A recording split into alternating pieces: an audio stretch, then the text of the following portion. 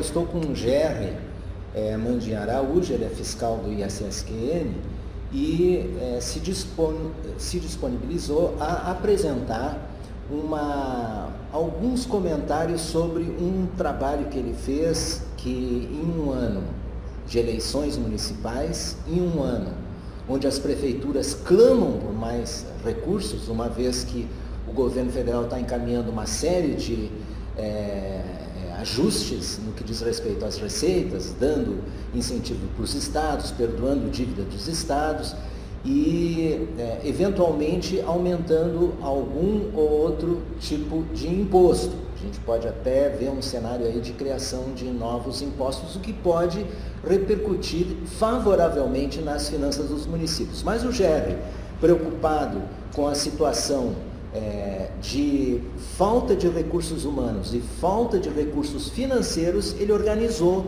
um texto onde ele bem está encaminhando algumas informações extremamente importantes, e nesse sentido eu pedi para ele estar aqui. A gente vai disponibilizar esse vídeo justamente para os interessados em finanças municipais. Parabéns, Gerry, e nesse sentido eu queria perguntar para ti quais seriam os encaminhamentos que tu fizesse em termos da estrutura do teu trabalho.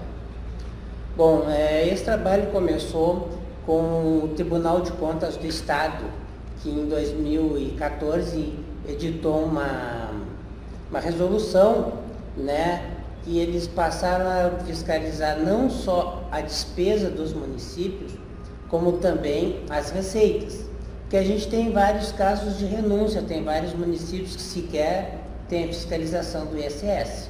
Então, para comentar esse trabalho, como eu trabalho na área de fiscalização do ISS de Porto Alegre, que é a capital do estado, né, teoricamente com maior volume de recursos, então o Tribunal de Contas nos pediu um curso, uma apresentação para os seus técnicos de a estrutura mínima de uma Secretaria de Fazenda de um município com cerca de 20 mil habitantes, né? Então, com base na experiência que a gente tem em Porto Alegre, foi feito esse trabalho e foi apresentado. Resumidamente, as prefeituras, né, os municípios pequenos, a gente tem alguns problemas por parte do administrador, né, prefeito, até secretário de Fazenda. Por quê? O contribuinte é muito próximo, né? Uma ação do prefeito tem uma repercussão rápida. Também a pessoa que vai ser fiscalizada, autuada, né, é um eleitor, também é um outro problema, não é? E muitos prefeitos não investem dinheiro em estruturas de Secretaria de Fazenda, por esses motivos, digamos assim, alguns motivos políticos. Então, para tentar resolver esses problemas, o Tribunal de Contas, né, elaborou nessa instrução essa estrutura mínima de secretarias da Fazenda. Então, a partir disso, a gente elaborou um trabalho dizendo o que precisaria, né, para essa estrutura. Isso é importante, Gerry, porque isso encaminha um ajuste operacional no que diz respeito à estrutura mínima de fazenda que os municípios, principalmente aqueles pequenos. Agora, a gente sabe pelo trabalho do Ivan, que fez um trabalho muito interessante no sentido da qualificação, quantificação de dados, que é preocupante a situação precária dos municípios no Rio Grande do Sul. São quase 500 municípios que têm grandes problemas no que diz respeito aos encaminhamentos da fiscalização. Por quê? Eventualmente, um fiscal está atendendo 3 ou 4 segmentos diferenciados, quando na realidade precisa ter expertise para tratar um assunto com propriedade. Então, a falta de recursos também, e tu explicou muito bem que muitas vezes os municípios preferem não fazer o encaminhamento das suas receitas próprias, mas sim esperar das transferências do Estado, e hoje os Estados estão cada vez com menos condições pelas renúncias do ICMS, no caso do Rio Grande do Sul, eles deixam de encaminhar ações nas receitas próprias. E nesse sentido é muito importante esse trabalho que tu encaminhasse, também a quantificação que o Ivan encaminhou. Porque nessa resolução, se a gente analisar a Constituição Federal, ela tem no artigo 37 e no 167 designações com relação à estrutura da Receita. Tá? Então, pode ser vinculados de fundos para a estruturação dessa Receita, tem, digamos assim, a precedência da Secretaria da Fazenda sobre outras secretarias. Então, a própria Constituição Federal, ela já dá essas instruções, que os municípios têm que ter essa condição, tem que ter investimento em receitas próprias. Porque hoje em dia a gente ouve o governo federal, que repassa, né, o fundo de participação dos municípios, tem um decréscimo de 5%, 10% na sua receita. E o município, no fim, acaba também tendo esses déficits. E muitos municípios vivem quase que exclusivamente de repasses do Estado e da União. Então, essa preocupação hoje em dia é muito importante, né? E como eu já disse, a Constituição Federal já estabelece que tem que ter essa estrutura mínima nos municípios. Bom, em relação a uma outra questão, que é o Tribunais Administrativos de Recursos Fiscais, Porto Alegre vem tendo uma experiência extremamente exitosa, aparando todos os recursos voluntários encaminhados pelos contribuintes que se sentem, de certa forma, prejudicados no que diz respeito à fiscalização e encaminham recursos voluntários. Mas Porto Alegre é uma exceção dentre os municípios do Rio Grande do Sul e principalmente do Brasil, que praticamente não tem um tribunal administrativo de recursos fiscais e muitas vezes a atuação de um fiscal é amparada, uma vez que existe um pleito do contribuinte, por um outro fiscal. E na realidade ele endossa praticamente a mesma decisão que a fiscalização na autuação.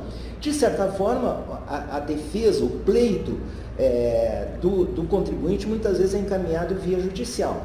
Ora, esse tribunal ele tem uma agilidade muito boa, ele encaminha um pleito democrático, um pleito civil, um pleito administrativo, justamente para flexibilizar e dar uma transparência maior à cobrança dos impostos municipais. Em Porto Alegre a gente tem esse tribunal, né, já funciona há bom tempo, que antigamente a gente tinha o Conselho Municipal de Contribuintes, que tinha uma estrutura muito defasada, então o recurso do contribuinte era mais um meio de postergar a decisão. Então, até uma decisão, esse Conselho Municipal de Contribuintes demorava muito tempo, aí, então até isso a empresa assumia. Com a agilidade que a gente tem no TART hoje, isso já não ocorre mais. E muitos autos de infração em Porto Alegre, digamos assim, excepcionalmente, a gente tem recebido pagamento de 30% a 40% dos autos de infração, quando na média no Brasil isso aí é 5%. Então, além dos autos de infração serem feitos com uma excelente qualidade, também a agilidade do tribunal aqui evita que entre processo meramente para postergar a sua cobrança. Né? Então, o tribunal aqui ajuda em muito a arrecadação do município. Bom, apesar de ser constituído, né, metade de pessoal da Fazenda e metade da sociedade organizada, né, ele ajuda em muito a arrecadação do município de Porto Alegre. Bom, muito interessante o trabalho, quero te agradecer essa oportunidade. Certamente isso aí mostra um modelo, vamos dizer assim, a ser seguido pelos municípios, principalmente num ano eleitoral e um ano que nós temos aí um 2017 com mais problemas, com mais crise, com mais problemas, uma vez que todas as projeções levam a uma queda na economia. Te agradeço e a última informação, só para fazer o fechamento, a principal mensagem desse trabalho que tu estás bem encaminhando, já. Os municípios têm que cuidar das suas receitas próprias, porque hoje em dia, com essa recessão, né, nós temos muitos contribuintes que durante esse tempo todo trabalharam sem uma fiscalização, digamos assim, com uma sonegação fiscal sem, né, sem grande responsabilidade. Então, dessa maneira, os municípios que agora vão receber muito menos recursos federais e estaduais, né, vão melhor conseguir alguma arrecadação com seus contribuintes próprios, né, no aumento da receita própria. Uma das coisas que é mais grave que ocorre é a planta de valores, né? O IPTU dos municípios, a grande parte dos municípios sequer tem uma legislação. Então é feita uma planta e ficam 10, 15 anos sem atualização. Ou mesmo outros municípios que usam a planta do IPTU, defasada 5, 10 anos, para cobrar um imposto novo, que é o ITBI. Então o ITBI é sobre o valor de venda e o IPTU é o valor histórico. Então essas receitas também são ignoradas.